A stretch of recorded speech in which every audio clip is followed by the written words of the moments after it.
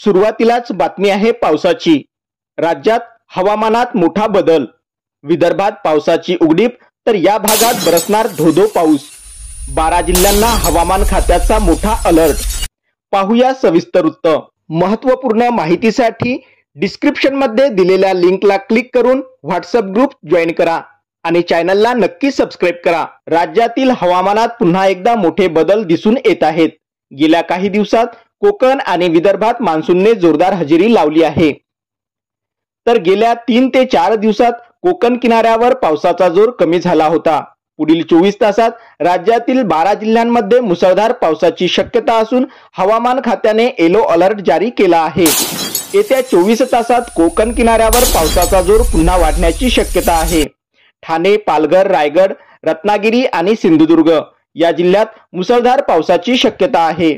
हवामान खात्याने या जिल्ह्यांसाठी 24 तासासाठी येलो अलर्ट जारी केला आहे। त्यानंतर पुन्हा पावसाची तीव्रता कमी होण्याची शक्यता आहे।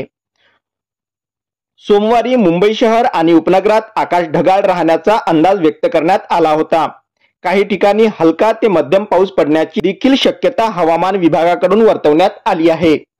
पुढील 24 तासासाठी मुंबई वगळता कोकणातील सर्व जिल्ह्यांसाठी पिवळा इशारा जारी करण्यात आला आहे। उत्तर महाराष्ट्रातील धुळे, नंदुरबार आणि नाशिक येथे मुसळधार पाऊस पडण्याची शक्यता आहे। या काळात ताशी 30 ते 40 किमी वेगाने वारे वाहतील आणि विजांच्या कडकडाटासह पाऊस पडण्याची शक्यता आहे। त्यामुळे या जिल्ह्यांसाठी येलो अलर्ट जारी करण्यात आला आहे।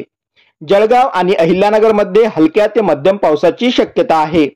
मराठवाड्यातील छत्रपती संभाजीनगर आणि जालना जिल्ह्यामध्ये काही ठिकाणी हलक्या ते मध्यम पावसाची शक्यता आहे।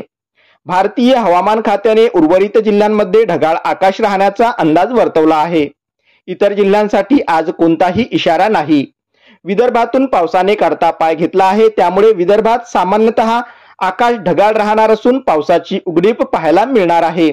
अशाच महत्त्वपूर्ण माहितीसाठी चॅनलला नक्की सबस्क्राइब करा आणि डिस्क्रिप्शन मध्ये दिलेल्या लिंकला क्लिक करून व्हॉट्सअप ग्रुप जॉइन करा।